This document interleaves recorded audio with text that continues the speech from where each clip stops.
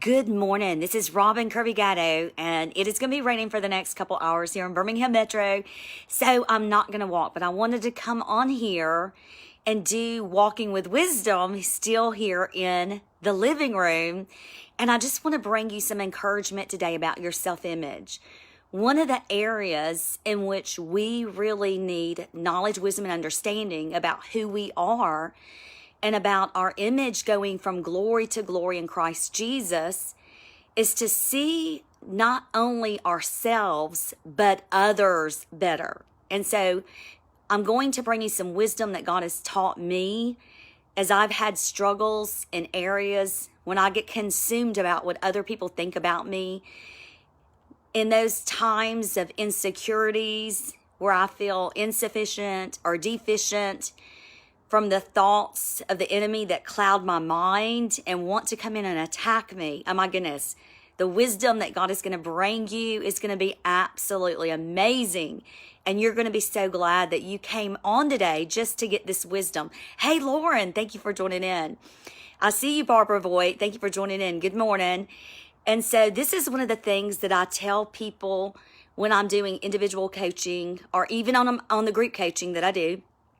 I share this tidbit because we can get so caught up in our identity through the lens of other people, whether it is real or whether it is imagined. Now, understand your self-image is reflected by what you think about others, and especially what you think about other people and what their thoughts are about you.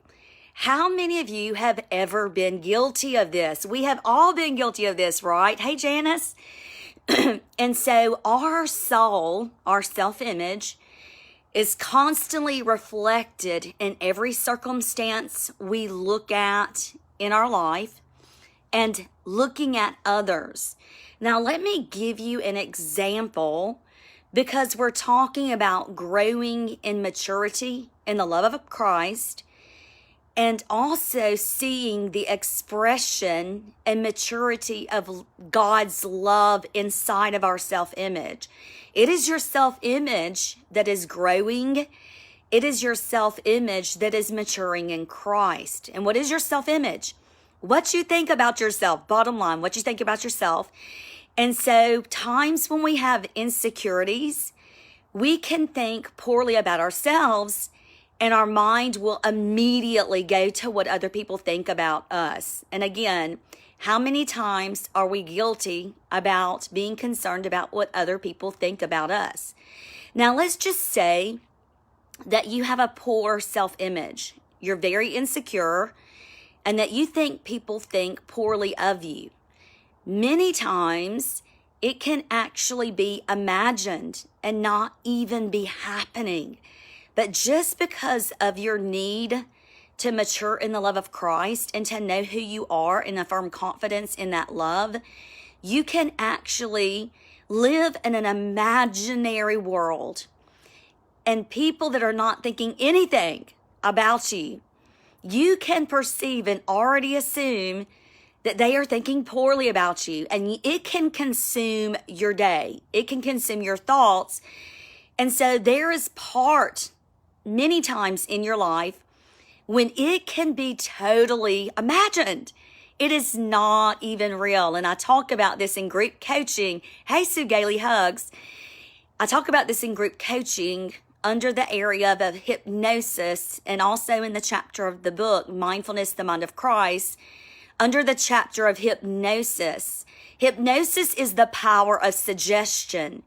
So if you have a poor self-image, your ego is going to immediately be a defense mechanism, and it is going to point and reflect that self-image in other people by saying, they think poorly of me. That is what that's part of your self-image is going to do.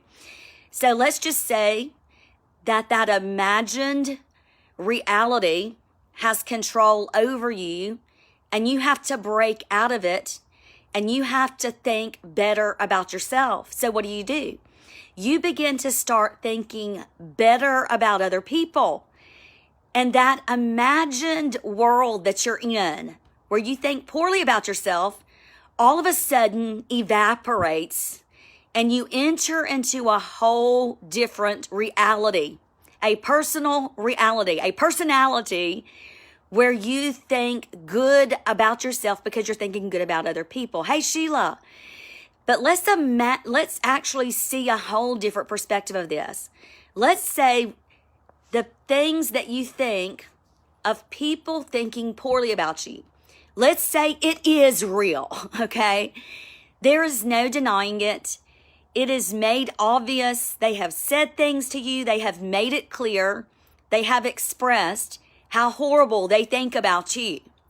And let's just say you start getting consumed with it and having these thoughts in which you want to confront them and give them the reality of how misunderstood you are, how off they are, and you just get consumed in these thoughts. This is a very real behavior that we all go through. I know, for example, when I have people that send me emails or messages that are just such evil thoughts about me and say all these negative things, that I can get caught up in the trap of wanting to confront their misinterpretations of me and wanting to give them the true reality of who Robin Kirby Gatto is. But even that thought is wasted time, wasted energy. So when I find myself, wow, Jackie, thank goodness. So when I find myself in these thoughts, for example, I have this guy that constantly messages me, emails me. He constantly emails me. He wastes his time. He wastes his energy in emailing me almost every day and to tell me how horrible of a person I am, how much I do not hear God, and how I am not to say anything about God because I am just so much a false Christian, false whatever. Well, you know, there's sometimes when I get in the flesh, when I get into the ego, that I want to confront him and I want to say, listen, you are the one that is totally misunderstanding everything about me. You don't even know me. But that is wasted energy. And the way that I shift from that mindset, because it can consume your day. Hey, Sherry Stedham, I love you. It can consume your day. And that's why this wisdom is so helpful that you're getting today, because I'm glad I got it when I did get it from God. But I wish I would have had it years earlier when I was in my 20s, right? So I wouldn't have wasted my time in my 20s about being consumed about what other people thought about me. So this is how I shift it. And it is from the teachings of Jesus Christ, where he says to bless your enemies. And again, whether or not people are actually really thinking poorly about me, or whether or not it is occurring, it doesn't matter what others think about me. It matters what I think about other people. So this is what I do. I begin to bless them, and I'll say, God, bless that person. God, be with them. And I notice a shift within my person where I begin to experience love for them, care, concern, and it's merely a decision. It doesn't mean I'm going to feel rosy in that moment and I'm going to want to reach through the internet and give them a hug. No, it does not mean that. It means that it is a choice on me. It is a choice on me where it doesn't matter what other people think about me. And this is what God gave me a long time ago, and it really helped me. It matters what I think about them. And this is how it really affected me. Because understand that generally things don't affect us as much with people that we do not know. What really affects us is when with people that we do know. People that we do know, we care more about those that we do have some semblance of relationship with. We care more about what they think about us, and it affects us even more. But this is how God began to shift me in this experience. And I'll just give you an example. About 3.5 years ago, this very good friend of mine, very good friend, and I ministered to her. I ministered to her whole family. They were Latino. They were from Mexico. They came to America as immigrants. And I was their pastor, pretty much. When they would have family members die, when they would have needs in their family, I was always calling them and ministering to her brothers, ministering to her uncle. And she knew me very well, and I poured my heart out to her, and we were pretty close. And one day she had this horrible dream about me, and she told me the dream, and it just postulated me as this horrible person that was so evil and so bad. And it really affected me that she had this dream. And I tried to not let it get to me as much. But what really blew my mind was that she began to see her dream as reality. And she began to think evil about me and think all these horrible things about me, when she should have known my fruit, that I am good, I am caring, I've given my life, I have not asked for anything, I pray for your family, I pray with them, I've ministered to your dying uncle, all of these things. And it really got me, and I was consumed for days, for like a week. It was like my thoughts were constantly consumed at what this woman thought about me and how she thought evil about me and how she began to unfriend me and all this other stuff. And then God taught me. That's when he really taught me 3.5 years ago. And of course, this has been in my life for many decades. I've always done this, but God showed me in a different angle. And so this is what he told me. He said, Robin, it doesn't matter what that woman thinks about you. And I said, okay, God, tell me more. He said, what matters to your soul is what you think about that woman. And as in 1 Corinthians 13, as expressed by the Apostle Paul, love believes the best. Love believes the best. 13, this is 1 Corinthians 13, 4-7. Love believes the best. And I said, God, you're absolutely right. And so I began to bless the woman, and I began to choose. I made a choice, and that's where it all starts, is with a choice. And I chose to think good about her instead of thinking poorly about her. And the power of what was happening within my members and my vessel shifted from being negative to now blessing, to giving, to choosing to think good. And as soon as I began to do that, I am telling you, I felt joy, and it immediately left me. It immediately left me, and I wasn't consumed with what her thoughts were about me. And I have to deal with this frequently because I have people that put up videos that paint me out to be a false prophet, even though I don't call myself a prophet, and have posts that constantly put me down. But you know what? That is their choice. That is their choice. And I'm not saying anything against that because that is their decision and they get to choose that. But I know that these bad things are being said about me. And even on their videos, they have people that I end up blocking because their behaviors are unfruitful, they're ungodly, and they want to argue, they want to quarrel with me. And so I block them. And so everybody that I block goes to that video or videos or pages, and they will all chime in of how evil Robin is, how evil she is. And every now and then, once in a blue moon, the Satan will want me to go to that video and to look at what everybody said about me. And God will say, no, it doesn't matter what they say about you. What matters is what you say about them, what you think about them. And so you're looking at a person that I deal with this constantly all the time from just different people because they have a poor self-image and they think poorly about themselves. And they're addicted, their body's addicted to judging others, and it's addicted to bitterness and unforgiveness. And so their choices in life is to see other people and to criticize them, to judge them. And they're given over to their heroin choice of addiction, of judgment. And that's their reality. But listen, other people's reality does not have to be your reality. Your reality.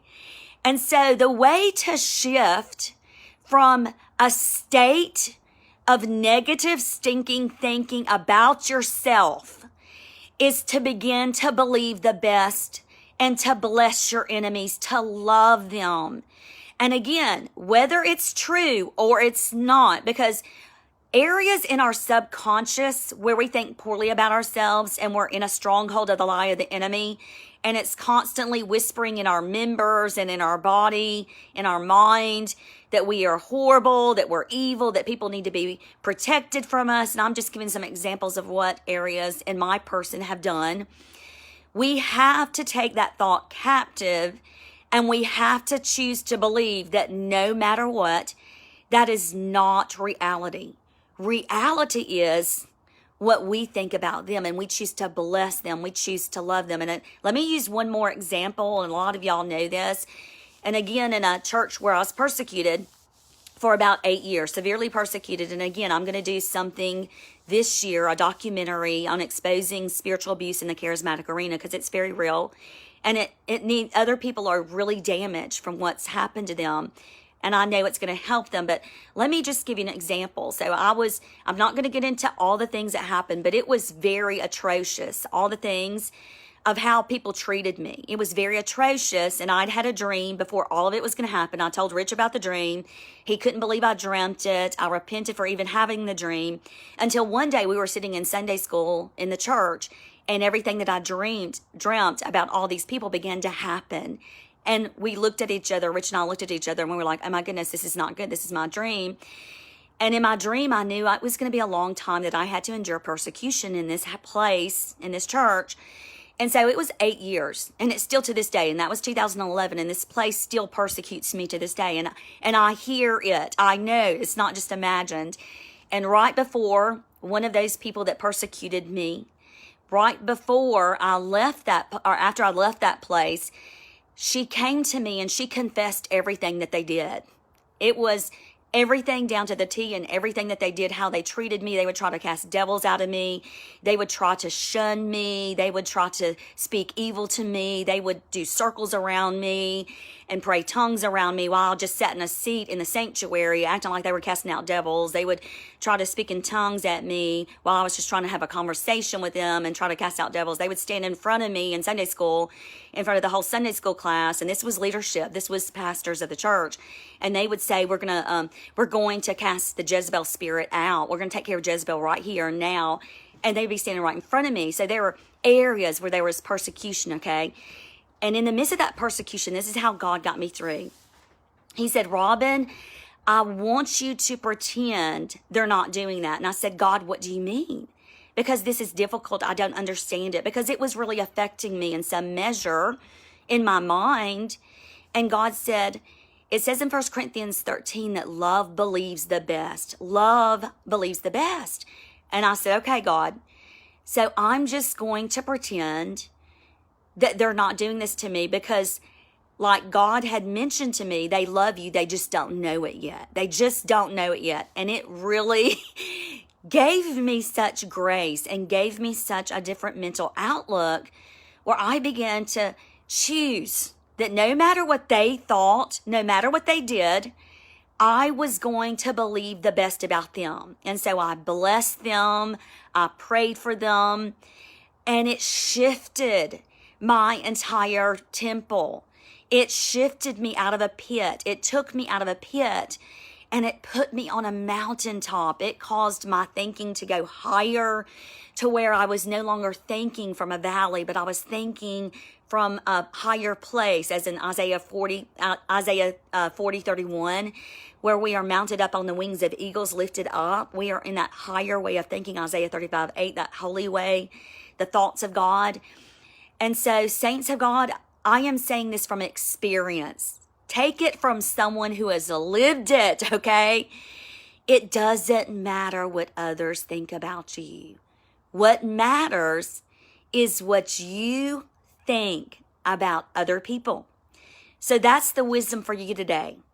In order to get out of a rut, in order to get out of that place of stinking thinking, choose to love those who persecute you. Choose to bless them and not speak evil of them.